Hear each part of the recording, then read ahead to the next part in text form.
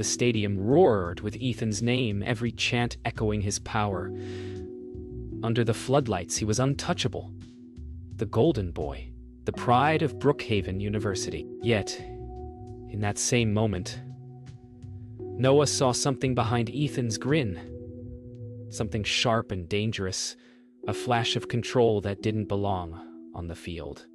Later that night, victory turned into chaos. Music thumped, red cups overflowed, and in a corner of the party, a moment unfolded that would stain everything they'd built.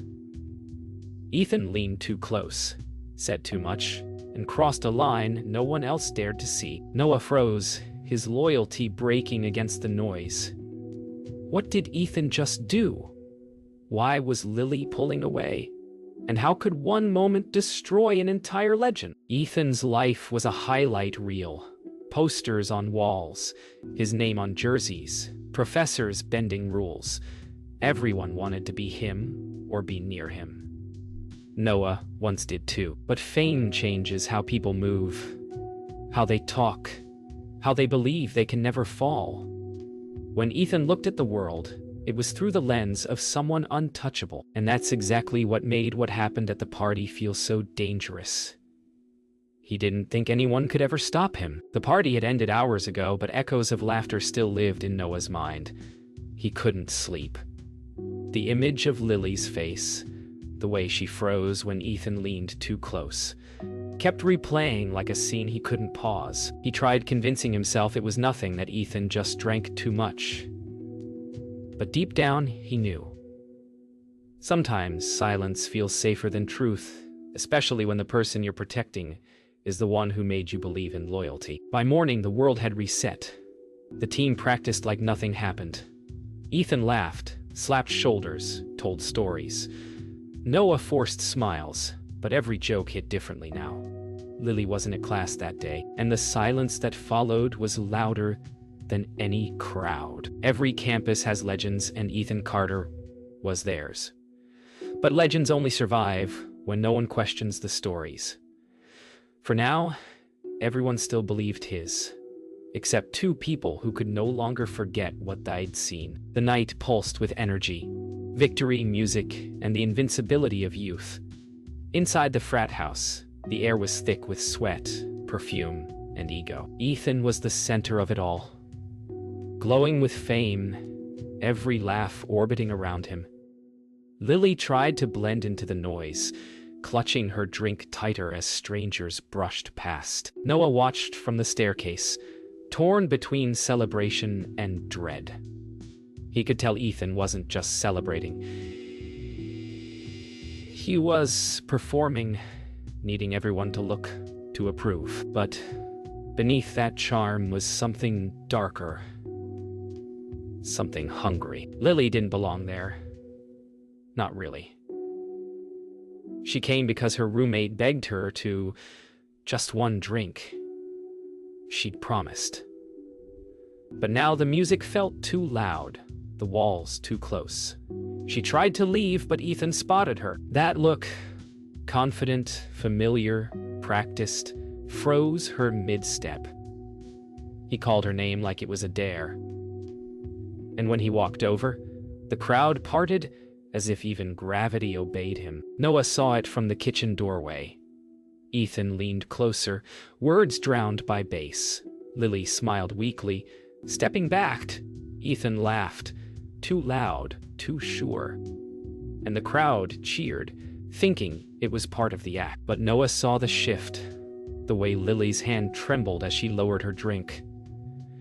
Something in that moment shattered the illusion that Ethan was harmless. It wasn't what he said.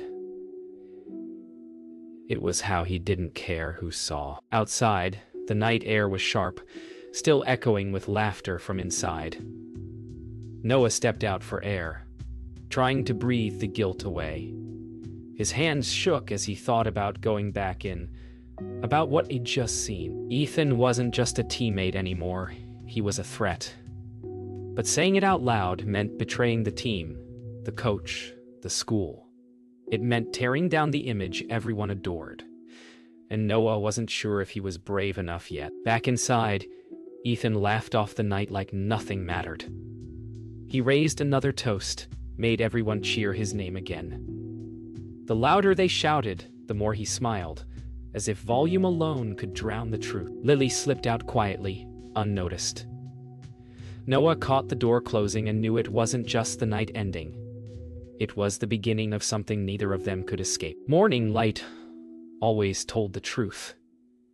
The house reeked of spilled beer and regret, its silence heavier than the music that had filled it hours before. Ethan woke first, rubbing his temples, smiling faintly like the night was just another victory story.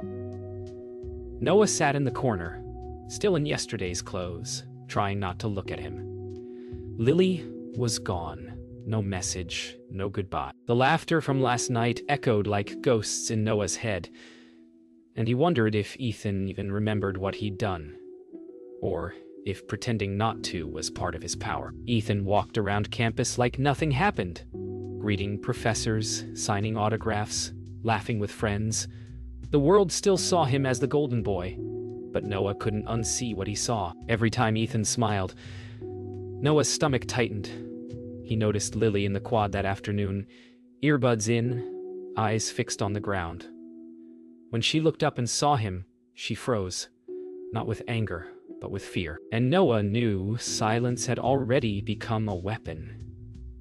That night, the locker room smelled of sweat and detergent. Ethan cracked jokes as if the team was his audience, every punchline followed by laughter. But Noah couldn't join in. He watched Ethan high-five, the same hands that would defend him no matter what. When their eyes met, Ethan smiled, a slow, deliberate smirk that said, "You're not going to say anything." And for the first time, Noah felt small inside a place he once called home. Days passed, but Lily's silence spoke louder than anything. Rumors began to flicker, whispers that died the second Ethan walked into a room. Noah heard them everywhere. Dorm halls, classrooms, even practice. The story was spreading, but it was wrong, twisted, rewritten, softened to protect the star. And every time Noah tried to tell himself it wasn't his job to fix it, guilt pressed harder on his chest. That night, Noah couldn't sleep again. The truth felt too heavy to keep, too dangerous to share. He replayed the moment over and over. Ethan's hand, Lily's face, the laughter that hid everything wrong. He looked at his phone, thumb hovering over her name. But what would he even say? "I saw it too. I'm sorry I didn't stop him." In the silence of his dorm, Noah realized something. The longer he stayed quiet, the more Ethan won. Rumors always start as whispers, soft, shapeless things. But when they reach the locker room, they grow teeth. Ethan heard them first, his jaw tightening before he laughed it off. "People talk when they're jealous," he said, voice too smooth to be calm. The coach called it distraction and told everyone to focus on the next game. But Noah could feel it. The air was different now. Every cheer sounded forced, every smile rehearsed. The team wasn't defending truth anymore. They were protecting a brand. Later that day, Noah overheard Ethan talking to two teammates outside the gym. The words weren't loud, but they cut through the air like glass. She was drunk. She probably doesn't even remember. The others nodded, uneasy but silent. Noah stood frozen behind the wall, heart pounding. He wanted to step out, to shout, but his body betrayed him. Silence wasn't loyalty anymore. It was fear wearing a mask. By the end of the week, the administration had heard the rumors too. But nothing official was filed. Coaches whispered behind closed doors. The dean smiled politely when asked. The university had too much to lose. Too many banners, too much pride. Noah watched them bury the truth under paperwork and polished statements. And when Ethan clapped him on the shoulder after practice, saying, "You're with me, right?" Noah realized how deep the silence went. Noah found Lily sitting alone near the old fountain that night. She didn't look up when he sat beside her. For a long moment, neither spoke. Then she whispered, I told someone. They told me to drop it. Her voice was thin, shaking.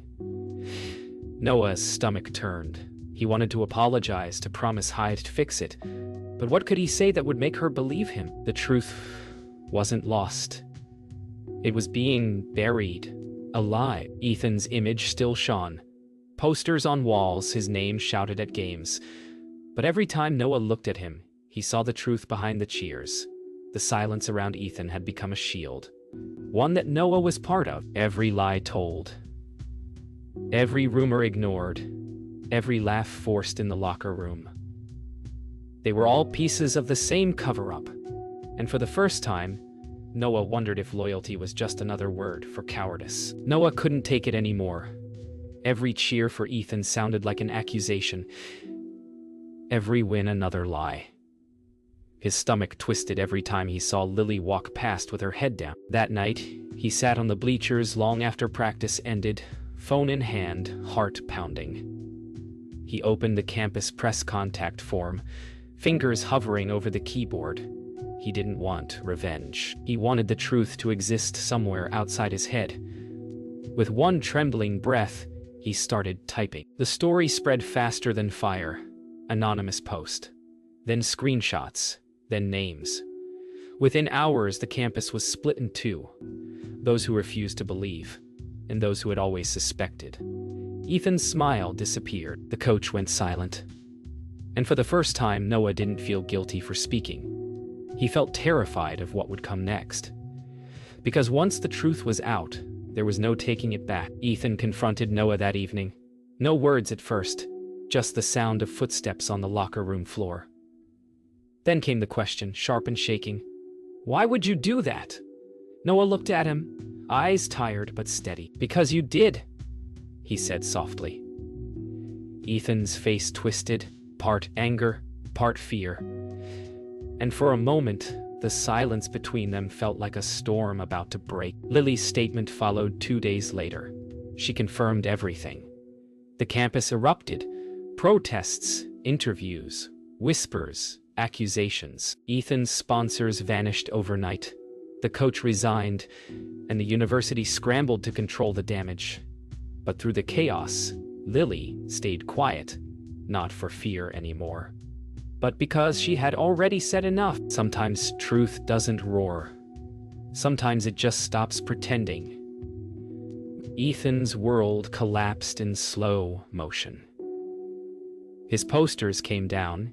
His name disappeared from rosters, and the cheers that once lifted him now burned like accusations. Noah didn't feel victorious, just hollow. He hadn't saved anyone.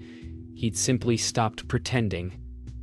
But somewhere beneath the wreckage, he hoped the silence that once protected Ethan would finally give space for truth to breathe. The campus didn't feel like home anymore. News vans lined the main road, microphones waiting for sound bites that could fit into headlines. Ethan's teammates avoided each other's eyes. Even the coaches walked faster between buildings. Noah became both a symbol and a target. A hero to some, a traitor to others. Every time someone whispered his name, it sounded like a verdict. He hadn't expected the truth to feel this lonely. Ethan tried to fight back. Interviews, statements, even tears on live TV. I was set up, he said. Jealous teammates, fake stories. But his words cracked under their own weight. Every denial sounded rehearsed. Every glance toward the camera looked like fear trying to wear confidence. The boy who once owned every crowd now couldn't convince anyone to look him in the eye. Lily didn't return to class. Her friend said she moved off campus for a while. Maybe home, maybe somewhere new. Noah kept checking her social pages, but she'd gone quiet there too. He missed her voice. Not the sound of it, but what it meant. Truth had connected them once, briefly, painfully.